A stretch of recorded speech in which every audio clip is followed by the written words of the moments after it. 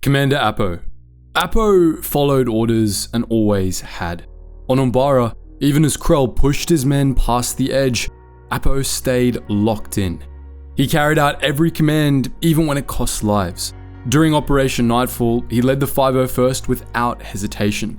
He didn't question the mission or the reason behind it. His job was to see it through. That mindset carried him into the Empire, supporting Vader on purge after purge, until Kashyyyk, where Jedi Master Rowan Shrine broke through the line and took his head with a single strike. Commander Bacara. Bacara was bred for precision. Cold, efficient, and calculating, he led the Galactic Marines with a singular focus: mission success, no matter the cost.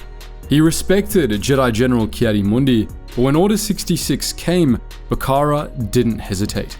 On war-torn Mygeeto, he gunned Mundi down during a charge across a bridge.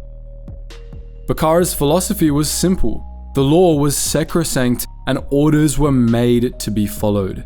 The Republic bred soldiers, not thinkers. After the war, Bacara vanished into Imperial ranks. His exact fate remains unknown, but men like him didn't seek peace. They followed orders until there were none left to give. Commander Blackout. Blackout knew how to run quiet, but he also knew how to roll with Anakin Skywalker. Missions shifted mid-flight, plans turned chaotic. Blackout kept his crew steady through it all, managing stealth systems and firing solutions with a calm hand. On the run to Christosis, he adapted without hesitation as the mission pivoted from supply drop to full assault. That's the last record we have of him. After Christosis, Blackout disappears from the war entirely. Commander Blitz. Blitz trained cadets to move fast and think faster. He didn't care for clean formations, rather he taught adaptability.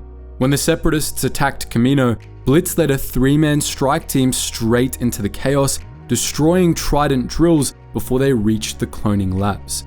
He survived the battle, but after Kamino, Blitz vanishes from Republic records. His fate remains unknown. Commander Bly.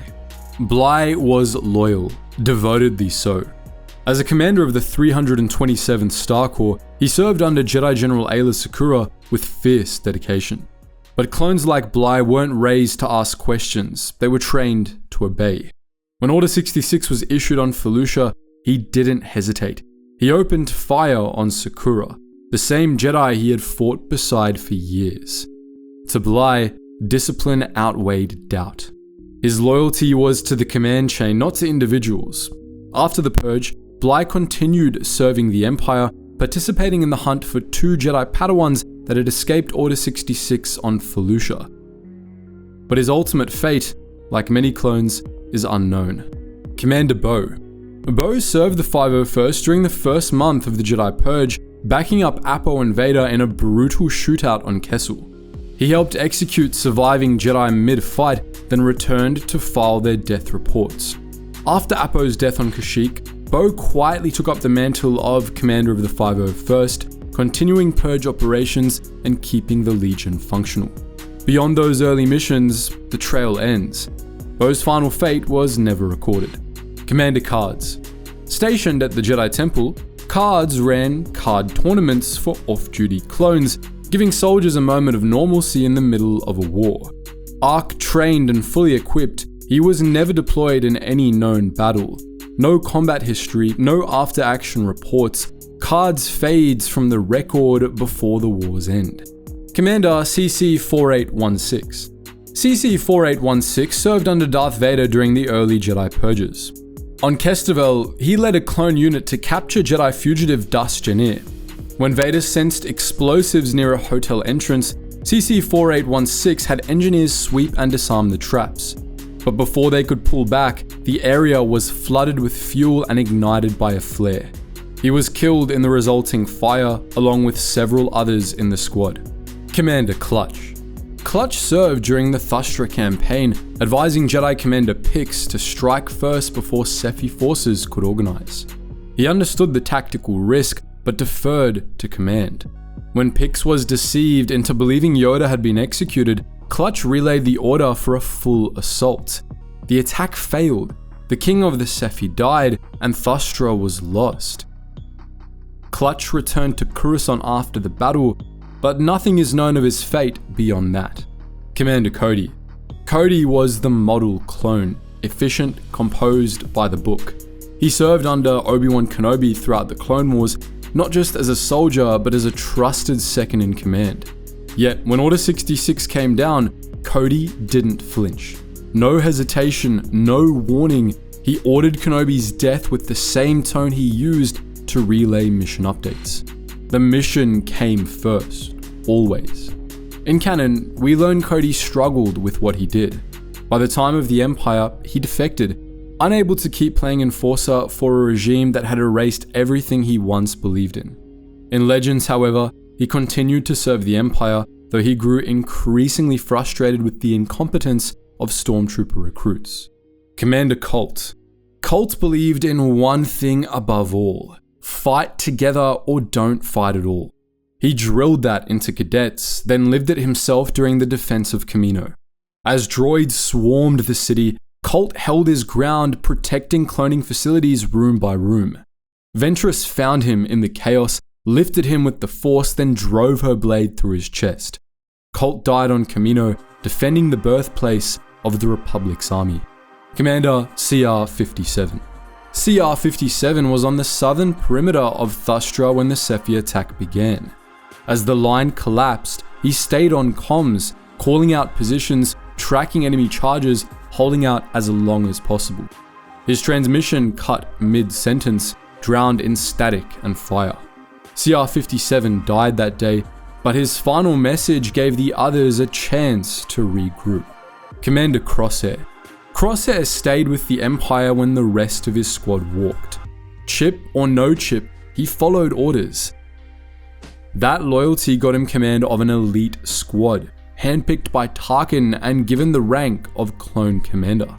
But on Barton 4, watching fellow trooper Mayday die for nothing, something in him broke. He shot his commander, was dragged to Tantus, and left strapped to a table. Months later, he escaped with Omega and rejoined the Bad Batch. Crosshair doesn't ask for trust, he earns it the hard way. On Wayland, he lost his hand saving others. He's slower now, marked by fire and mistakes, but still on target. Commander Oddball. Trained on Kamino as a pilot, CC-2237, callsign Oddball, nicknamed Davijan, rose to the rank of Clone Commander and led Flight Squad 7 under the Open Circle Fleet. He flew missions across the war, including battles at Teth, Umbara, and Coruscant, often under General Kenobi's command. During the Battle of Utapau, he was part of the Republic fleet in orbit when Order 66 was issued. He joined in the search for Kenobi's body after the Jedi vanished. Oddball's actions after Utapau are unrecorded. What remains is a record of a pilot who followed orders and stayed in formation. Commander Deviss. Deviss earned his promotion the hard way. First as a captain in K Company under the 327th Star Corps, then as a frontline leader. On Geonosis, he stayed behind to shield 2 wounded troopers from Separatist fire, refusing to retreat until rescue arrived. On Altair 5, he took command after his Jedi general was killed, rallying scattered units and destroying a Separatist ion cannon. That initiative earned him a commander's rank. For Deviss, leadership was direct. Protect your men, complete the mission, and adapt when command falls silent. He carried that into Order 66, personally executing the Jedi NEMBs. He survived the war, but what came next, the records don't say. Commander Doom. Doom served under Jedi Generals Tiplar and Tip Lee during the Battle of Ringo Vinda. His leadership was steady. He called for backup when his unit was depleted and moved with precision alongside Tiplar during the push toward Admiral Trench's command post. But the mission collapsed when Clone Trooper Tup, affected by a malfunctioning inhibitor chip, shot Tiplar mid-assault. Doom fought on through incoming fire, then withdrew under orders. There's no official record of his fate after the retreat, but what's clear is that his command was marked by discipline until the war itself broke from the plan. Commander Dox. Doc served under Jedi General Ronhar Kim during the battle on Mercen. The mission was a trap. Republic forces were outnumbered, outgunned, and abandoned by their fleet. Wounded and surrounded, Dox asked for orders. Kim told him to die well. Dox acknowledged the command and led his last 9 men into a direct assault against separatist droids. None survived. His philosophy was simple: follow the last order, hold the line, and finish the mission, even if it ends with you. Commander Faie. Faie didn't ask questions, he followed orders. One of the first 100 commanders trained under Alpha 17, he fought through Saleucami, then moved to Kashyyyk under Quinlan Vos. Their partnership was tense. Faie's rigid obedience clashed with Vos's improvisation. When Order 66 came, Faie acted fast, securing the line, hunting Jedi, and ordering his troops into the forests. He cornered Vos near a Wookiee village and threatened orbital bombardment to flush him out. But Vos struck first. Faie landed a shot, but it wasn't enough. The Jedi beheaded him on the spot. Faie died as he lived, completing the mission even if it meant burning everything around him. Commander Vill. Vill specialized in forceful entries, blasters, breaching charges, whatever got the job done. He led a tight-knit squad under Jedi Knight Nadav Veb and joined Kit Fisto on the mission to recapture Newt Gunray on Vasek 3. The intel was a trap. Instead of Gunray, they walked into Grievous's private fortress. Vill adapted fast, calling positions, holding formations, and trying to extract his men under fire. One by one, his squad was cut down, but he pushed on, because that's what clone commanders do. You don't win every fight, but you don't pull back because the odds turn. Vill eventually made it through Grievous's traps and survived his Magna Guards, but when Grievous unleashed his pet Rogwart, Gore, there was no way out. The beast slammed Vill into the stone floor, killing him instantly. Commander Fox. Fox led the Coruscant Guard, enforcing curfews, raiding dens, protecting senators, and taking fugitives, dead or alive. When Ahsoka Tano was framed for the bombing of the Jedi Temple, it was Fox who put her in cuffs. When Fives uncovered the truth about the clone's inhibitor chips, Fox gunned him down before he could explain himself. Fox didn't hesitate. He wasn't built to. After Order 66, he sealed the Jedi Temple, locking out the past. Fox ultimately died at Vader's hand, executed for obeying too well, too blindly, one last time. Commander Ganch. Ganch led the 612th under Jedi Masters Bola Rapal and Kilivan Reus, but spent most of the war at Padawan Tyson Zebek's side. He followed orders without pause, whether building a dam or holding a crumbling perimeter. On Yukio, he was caught in a separatist neurological attack that drove clones into violent frenzies. When it took hold of him, Ganch struck his own men and nearly killed Zebek. But at the edge, he stopped. With no clear orders, no enemy in sight, he did the one thing he could control. He injected himself with sedatives and collapsed, ending the threat before it spread. He later recovered and continued the fight on Yukio and other worlds. Commander Gree. Gree was curious, especially about alien cultures, obscure languages, and galactic history. He took his name from the alien rulers of an ancient empire, believing that anyone who recognized the reference would be someone worth talking to. But curiosity didn't stop him from following orders. He led the 41st under Luminara Unduli, held the line on Geonosis, and fought to the last at Kashyyyk. When Order 66 came, Gree obeyed, with no hesitation, no questions. He stepped behind Jedi Grandmaster Yoda, raised his blaster, then died without firing a shot. Yoda sensed the betrayal and struck first. And in the end, Gree did what every clone was made to do: follow his orders. Commander Gregor. Gregor was a clone commando, part of Foxtrot Group. At Sarish, his unit was wiped out and he was listed as missing in action. In reality, he crashed on Abafar, took a head injury, and spent months with no memory of who he was. When Republic forces stumbled across him by chance, he remembered enough to pick up a rifle again and fight his way out. Years later, he joined Rex. He fought at Lothal, and when the shot that took his life came, he smiled, dying for a cause he picked himself. He was one of the few who got to choose. Captain Grey. Grey was loyal, first to the Republic, then to the Empire. He turned on his Jedi General, Depa Billaba, without hesitation, obeying Order 66 like a machine. But he later had second thoughts, remembering his old loyalties. The moment he understood, it was already too late for Depa Billaba, but not for her Padawan. Grey sabotaged his own cruiser to free the Jedi he once hunted, dying alongside the clones still chasing him. He couldn't undo what he'd done, but he could stop it from happening again. Clone Arc Commander Hammer. Hammer was an Arc in Rancor Battalion stationed on Kamino during the war. He oversaw cadet training and later helped defend Tapoka City during the Separatist assault. When the main hangar was breached, Hammer stayed in the fight, coordinating under fire and holding ground. Colt and Havoc died in the same battle, but Hammer didn't fall. He followed his training, and that was enough. After Kamino, his record ends. Commander Havoc. Havoc was an ARC trooper and trainer with Rancor Battalion. On Kamino, he helped shape cadets into soldiers, then died defending the same city he trained them in. When the hangar came under assault, he deployed Echo and Fives to overwatch and took command on the floor. In the middle of the firefight, he spotted 99 running ammo to the front and ordered him to get clear. A moment later, Havoc was shot, first in the shoulder, then in the head. He died where he stood.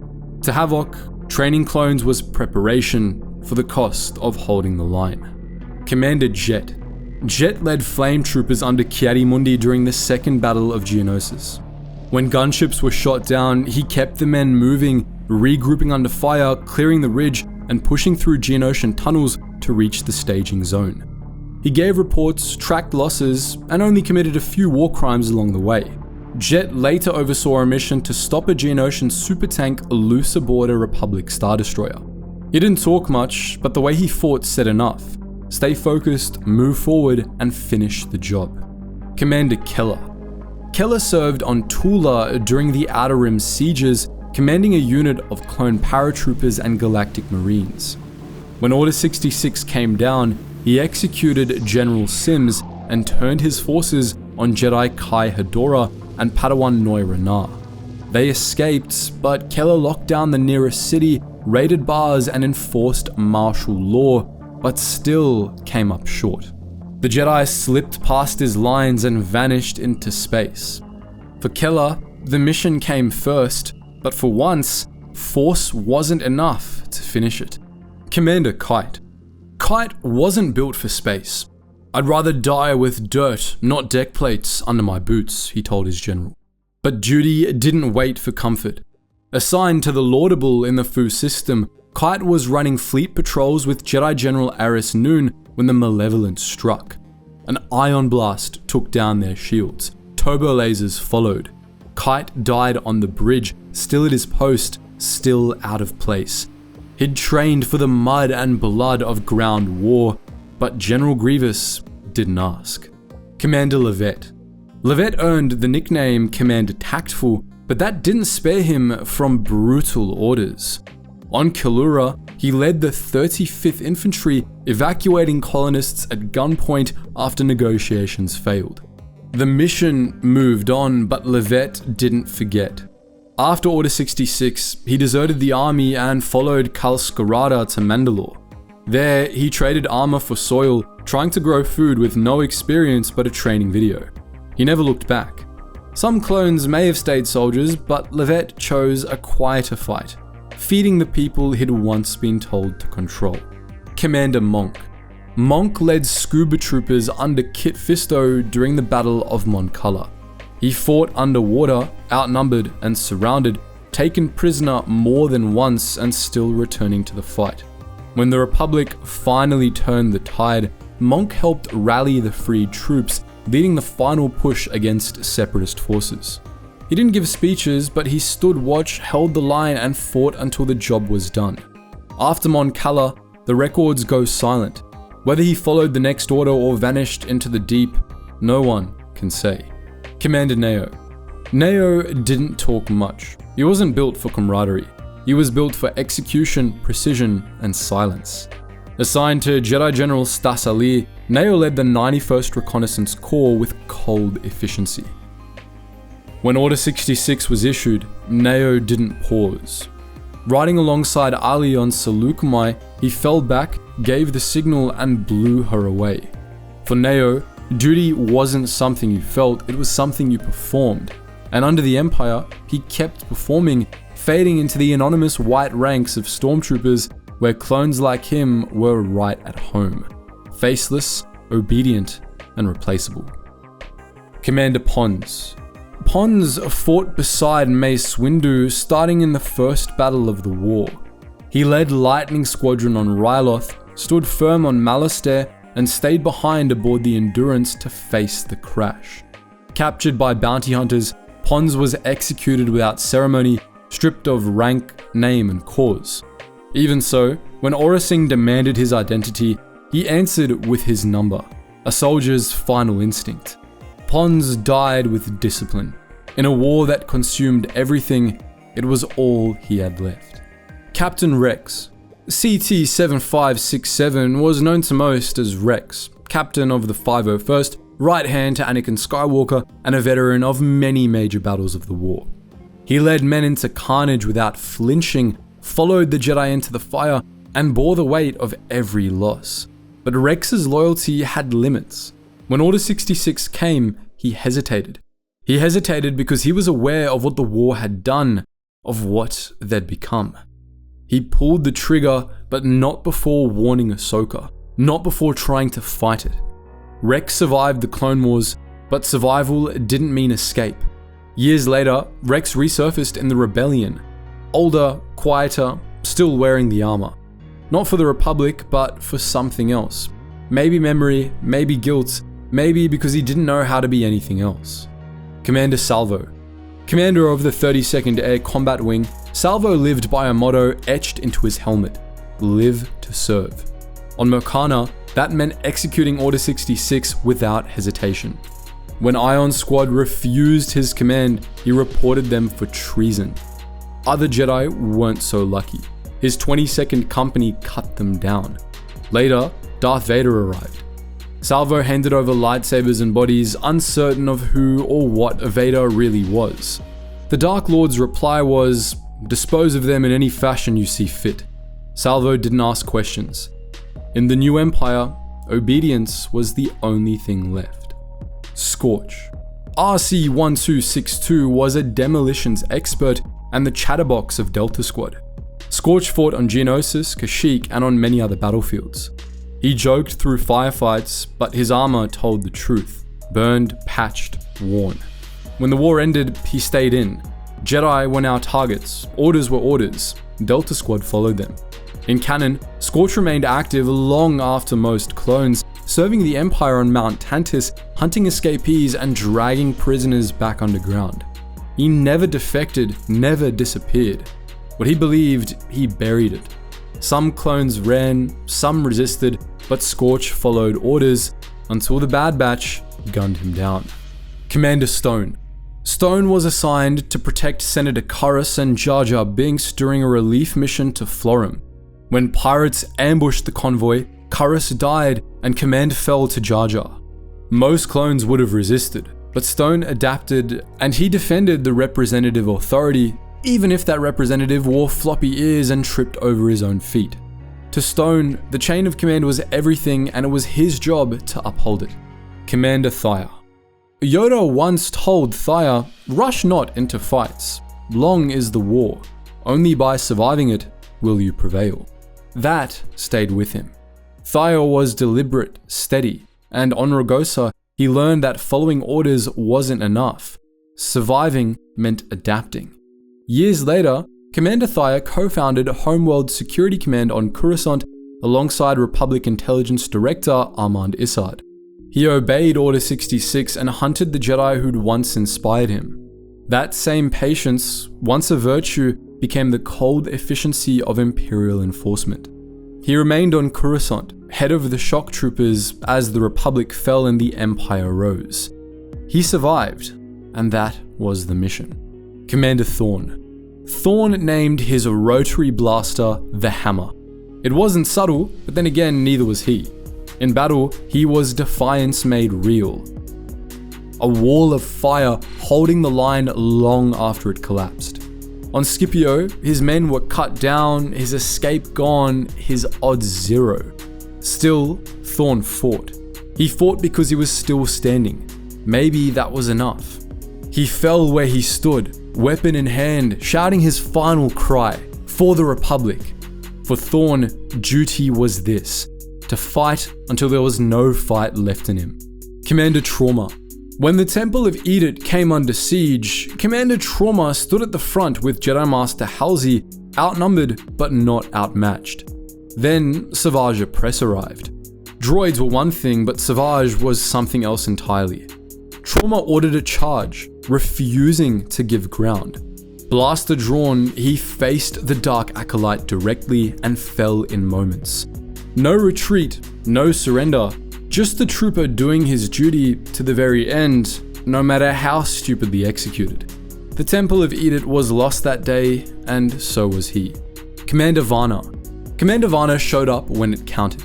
During the siege of Devill, when Jedi Generals Obi-Wan and Anakin were cut off and civilians were still trapped, Varna flew in under fire to extract them.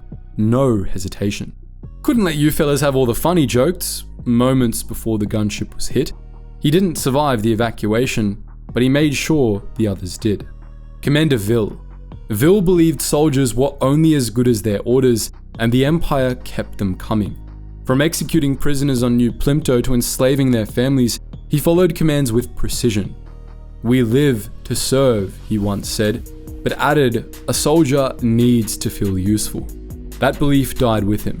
When Darth Vader asked if clones had been programmed to kill him, Vill hesitated. Loyalty, Palpatine or Vader? His pause sealed his fate. Vader didn't wait for an answer, and he pushed Vill off a cliff. That's how useful ended in the Empire. Obedient, spent, and silent. Commander Voca. Voca never questioned the missions. Orders were the point. When Vader said drown the prisoners and burn the city, Voca didn't blink. He asked where to start. He was deeply conditioned, and to Voca, victory was obedience and morality was just noise. He served through sabotage, mutiny, even betrayal. But loyalty has no shield when the war turns inside out. Cornered by insurgents and the defector Captain Shale, Voca stood no chance. A few words of regret, then blast to fire. Voca died the way he lived, surrounded, outnumbered, and following orders. Commander Wolffe. Wolffe believed in the chain of command, but not blindly. He followed Jedi General Plo Koon with a soldier's discipline and a man's respect. Hard-edged, practical, and direct, Wolffe saw war as a job. Survive, protect, complete the mission. But under the helmet, there was judgment. He questioned enemies, orders, even the war itself. He executed Order 66, but years later, he removed his inhibitor chip. Wolffe outlived the Empire's rise, carrying both guilt and autonomy. His chosen fate was a quiet life in exile, far from battlefields, still loyal, but finally free. Thank you guys so much for watching, and make sure you let me know in the comments section below which clone commander is your favorite and why. Hope to see you all in the next video.